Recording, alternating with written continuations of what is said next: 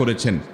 চাঁদ দেখার একটি দোয়া নবী সাল্লাল্লাহু আলাইহি ওয়াসাল্লাম আমাদেরকে শিক্ষা দিয়েছেন, আর সেটা হলো আল্লাহুম্মা আহিল্লাহু আলাইনা বিল ইয়ুমনি ওয়াল ঈমান ওয়াস সালামাতি ওয়াল ইসলাম রব্বি ওয়া রাব্বুকাল্লাহ।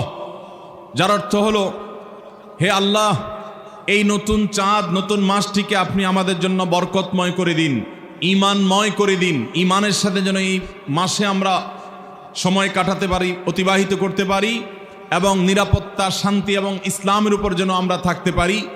হে চাঁদ, তোমার এবং আমার পালনকর্তা এক আল্লাহ।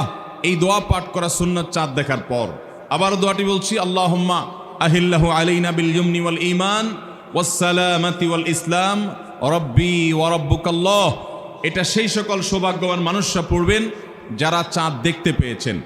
অতএব রমাদানকে কেন্দ্র করে সর্বপ্রথম আমাদের যে আমলটি হবে তা হলো শাবানের শেষ দিবসে আমরা পশ্চিম আকাশে চাঁদ তালাশ করব ইনশাআল্লাহ।